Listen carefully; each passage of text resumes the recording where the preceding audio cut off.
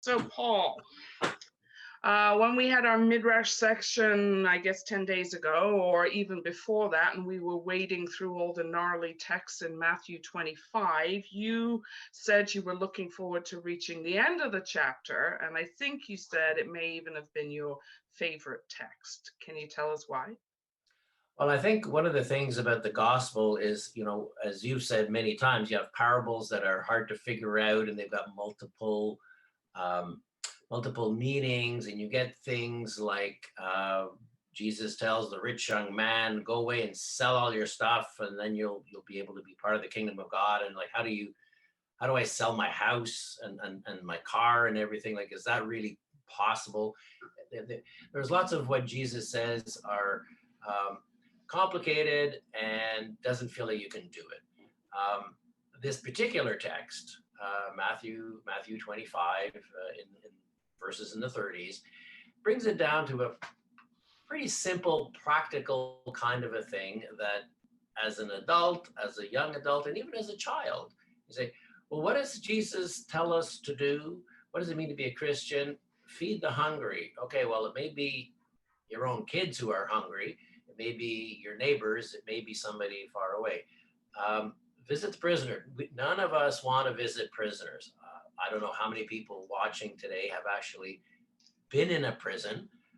It's a place you want to stay. But Jesus says, visit the prisoners. Jesus says, welcome the strangers. And already the word stranger, I mean, you could probably tell better than anyone else, where's that word come from, the foreigner, etc. But, welcome the stranger. We tell kids to stay away from strangers. And so it's in very much a nutshell thing of, here's some very practical advice of what it means to live the dream of God. Okay, so simple, straightforward. Yeah, the problem is the part two, where say, well, you find Jesus kind of everywhere. As a child, we learn God is everywhere. So what does it mean in the trees? Well, we see it in other people. And so, as much as you did it to the least of these, you did it to me. And I remember, I grew up Catholic, and there was this song, whatsoever you do to the least of my brothers, that you've done to me. You probably sang the song too. It's from the 60s. So kids can get it. The problem is, if we believe in a loving God and a forgiving God, then you get into, hey, you didn't visit me in prison. You didn't feed the hungry people, and now you're cast out. That's the part that I have trouble with in terms of the loving God. Right. What do you think of that? Yeah, thanks for throwing it back on me.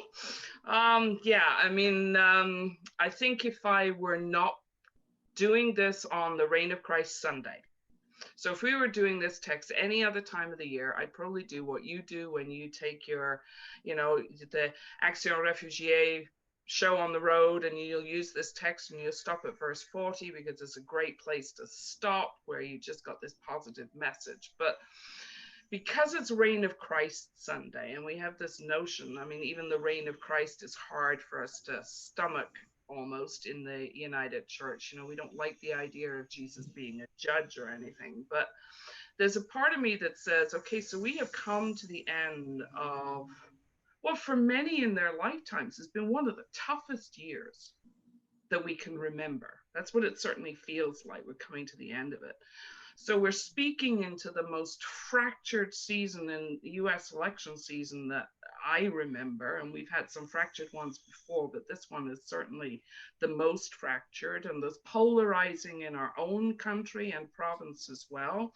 So we get this scene of a cosmic judgment hall where Christ's figure seems to be this strong, and I'm almost craving hearing Jesus draw a strong line in the sand. So you said the first part was simple. I think the second part is harsh, but it's also simple. There is a straight line in the sand, right? The straight line in the sand says, if you're not looking after, there's a big problem here. And that's in keeping with everything that we see in the prophets. And so, yes, it's harsh. People may be watching this morning for a word of comfort. But I think if we hang with this text enough, there is comfort in that. I need to hear somebody tell me it's not okay to lie to keep power. I need to hear somebody tell me it is not okay to withdraw healthcare from people. It is not okay to say the homeless people deserve to be on the streets. I need to hear a Jesus say it's not okay. So that's kind of why I stuck my neck out and said, okay, we're going to go in there. So I think the bottom line is the same for both sides of the text. Who are you to your neighbor? I guess would be the way that I would put it. I want to take a slightly different direction for a minute and say there's that part in the text right near the beginning where it's all the nations that are gathered in this cosmic courtroom scene, right? And then you have all of these lists of the least. And so I want you to put on your Action Réfugié hat a little bit, if you wouldn't mind, and tell me how that notion of the nations and the least plays itself out for you professionally as the director of this organization. Well, one of the things that we obviously try to think of is, well, who are we? Who are we in Quebec? Who are we Mm, in Canada? Who are we in the Western world? And as many, a few years ago, probably about 10 years ago, we got into this thing about the 1%, and all the 1% mm, have yachts, and the 1% own things like Walmart and, Jeff Bezos, et cetera, et cetera. And poor us, we're in the 99%. Um, but certainly the way I look at it is, um, if I today, and I'm not really inventing this, if I today ate, I had somewhere to live, I had clean water. I live in Canada and I've got clean water, and that's not necessarily true for everybody who lives for in everybody, Canada. right? Um, Yeah. I went to school for a number of years and didn't have to pay tuition. Um, if I get sick, I can go down to some place not too far from here called the Lakeshore Hospital, and with any luck, I'll get in and get healthcare. I have all that. In Mm, my nation, I've got this. So what percentage of the world population have that? I won't say it's one, maybe it's 10 or 15%. mm-hmm, But there's such privilege. So us as a nation, we have all this. And so I think we have a duty to say, okay, in terms of welcoming neighbors, or welcoming strangers, or visiting people, we're people of immense privilege. And so if we think of ourselves as a nation that does that, and so we're kind of accountable maybe as a nation, because I think we often look at this text and say, when did you feed the hungry? Did you visit the prisoner, et cetera, et cetera? And we think of it as ourselves. Well, did Paul do that? Did Elizabeth do it? Did Rod do that? Did Margaret do that? But as a nation, are we mm, doing that? I think there's a question there that we have to ask. Um, and to go back to the second part, are we being judged as individuals, or are we being thrown at? Because that's a lot of what we do when we come to stereotyping. That's what we do. Oh, those people talk about the American president. Well, the Mexicans, they're all whatever. Or people who get in boats, who are crossing the Mediterranean. Why are they trying to come to Europe? And so the mm, nations, we've developed this real nation state system. And so as you know, in terms of my profession, mm, who are the nations, and who's being allowed in? A kind of a bit of a twist here. There's an author in Toronto called Mary Jo Leddy, with this nice little book, and it's called "Why Are You Here?" and it comes with who belongs to this land. I mean, I own this house on Lakeview. You own your house on Kensington or whatever, and the people of Cedar Park own that other house on Lakeview. Okay, we have a deed, but who owns the land here? Who does it really belong to? Is it belong to our nation, or does it belong to all people? mm, So I think in terms of nations, who are the different groups that we have, mm, and then who do we let in? But also going back to the Matthew, our text, are we being judged as individuals, or as nations, because it seems Mm, to presume that in the wording, the nation is being that's right. judged or assessed. Yeah, because often, because we are North American, we tend to be very individualistic, but there is this, I mean, it's a cosmic court scene, it's a global picture, it's the othered people. Um, so, I mean, it's almost like we're playing ping pong with this text when we realize that this is um, a scene with the nations in it. What you've just said is really, really helpful for me when I think I am too small and too ineffective. The what little I can do to make ecologically good choices, or what little will my money do if I donate it to the Red Cross or to you or whatever. That notion that actually, turn that on its head, and we as a community of Cedar Park, for example, or all of the people that go to you for the expertise, we can help more refugees when we actually work together. Yeah, So I think there's a wonderful, wonderful turn in that text to say, nations together, groups together, you can make a real difference together if you want to look at it that way instead of just being all individualistic.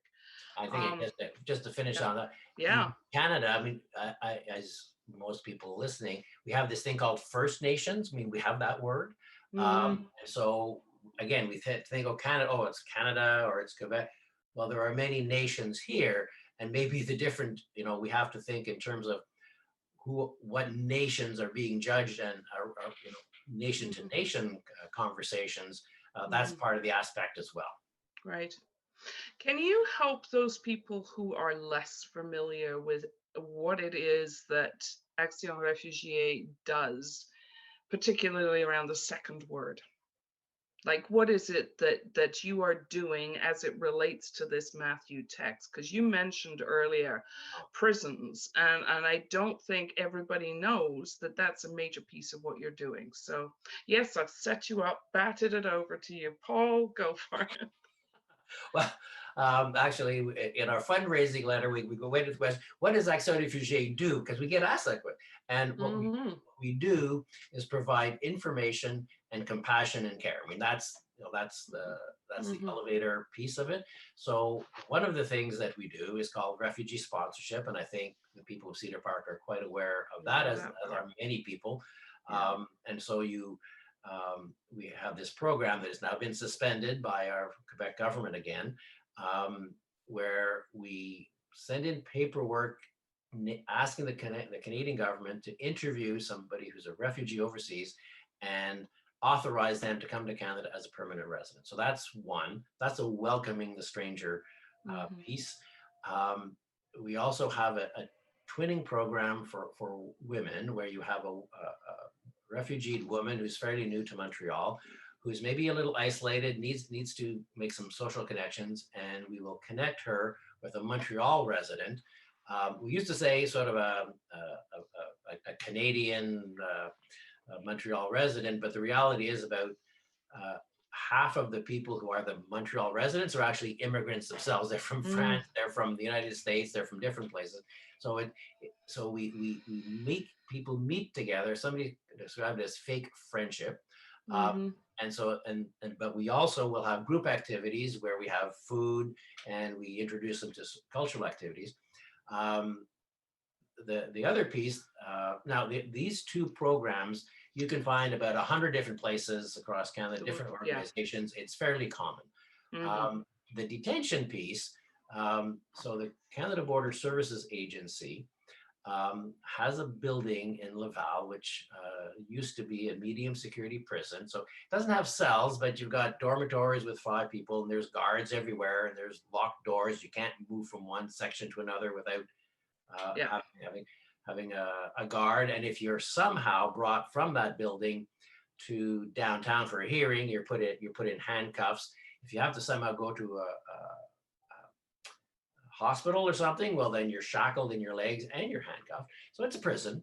Mm, And so people are detained there for various reasons, generally because they don't have the proper identification to hmm. satisfy a Canadian borders person. So we Right. as an organization have the authorization to go in and visit when it's not COVID time. We go in and we visit the folks. We go right into the common rooms And we just go up to people and we say, we're here to help. Is there any information you need about getting in touch with your family overseas? Do you need a lawyer? Do you even understand what's Mm. going on? And so these folks they don't have a criminal record. They've done nothing wrong, but they're prisoners. And so we see it as a visiting the prisoner initiative. And quite frankly, I mean, the first time I went in, I wasn't quite sure. I actually go only about twice a year because we have a couple of employees who do this That's their program. job. We have one lady who's been doing this for 15 years. Yeah. And it's just visiting people and bringing them the information that they need to somehow be released. Mm-hmm. So again, going back to that whole nations notion, if we are supporting Action Refugee or other NGOs like yours, it may mean that the person who is shut in their own home for COVID right now is still making that difference, is still able to help those who are in prison. Because it is, as you said, it is a prison while they're there. I think the other thing, as you was just speaking, it reminds me that when in the first century, when Jesus is saying these sorts of things, most of the people were in prison, not necessarily because they were felons, but because they got on the wrong side of those in power for whatever reason. So that's a helpful reminder. Two other things I want to pull out of this text with you before we wrap up. And one of them has to do with, as I keep reading through this text, nowhere does it say that at this judgment seat of Jesus, you have to believe in Jesus or God. And I find that startling because our whole Christian tradition suggests that that's what we got to do. And yet this bottom line is, no, it's actually about what you practice. It's the way you spend your life rather than what you propose you're going to do with your life propositions or whatever. So can you just for yourself just answer how you as a professional NGO leader marry the fact that this is for you an expression of faith, and yet it isn't necessarily a faith shared with those who share your work? Right. Yeah. And in fact, maybe this is what you're mentioning is, we say that we're a faith-inspired organization. So we get sometimes calls, well, will you sponsor Muslims? Will you, if I'm a Muslim and I'm in the detention center, are you going to talk to me or are you only going to talk to Christians? And the answer is no. We're inspired by our faith to do this work, to visit prisoners, to welcome strangers. But the stranger is obviously, or not necessarily going to share faith with us. And like it's funny. You probably don't even know this about me, but way back in the 70s, I as a teenager, I was on something called Challenge, which some people will know Curcio. And so there's talks about piety and faith and all that. Do you know the one I was just remembering? The talk I gave was called the Lay Apostolate. It was doing stuff like way back in 1976.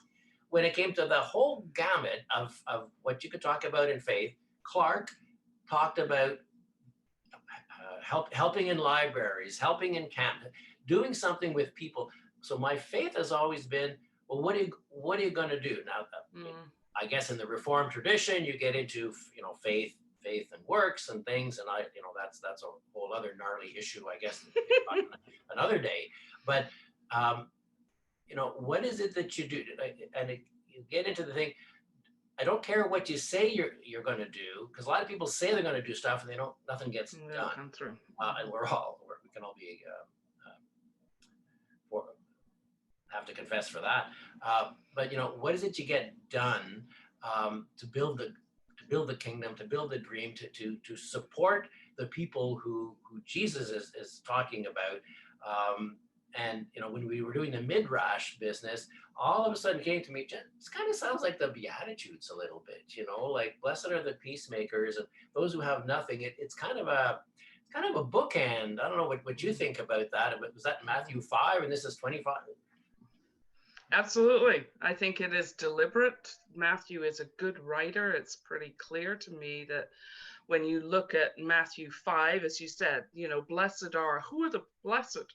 The poor in spirit, those who are grieving, those who are on the outside, all of those are blessed, and they're sitting out there on that it's a little bit like they were sitting on a hillside on March the 12th of this year.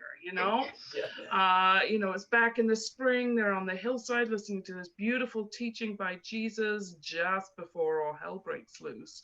And so by the time we get to chapter 25, we have watched Jesus getting closer and closer, not just to Jerusalem, but to the cross.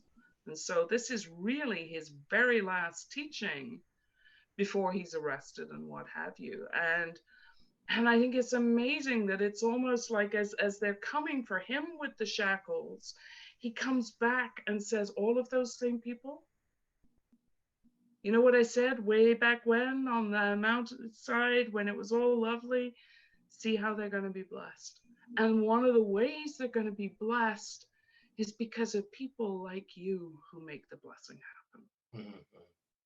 And I think that for me is the bottom line of, it started out where it sounded like maybe God was going to drop it like manna from heaven. And then after all of this teaching, we get this message that says, and this happens to you and all the others because you do the dream. You live the dream, right? I was going to end with living the dream of God, right? So, Of course. So yeah, and it's a beautiful way, even though there's all of that shadow in the text, there's shadow in our lives too. And yet when we bring those two texts together, I think there's light and there's hope. Exactly. So. And practical advice for the 21st century. Yep, absolutely. So thank you so much, Paul, for doing this. We're going to hit the end of the record button, and thank you. Thank you.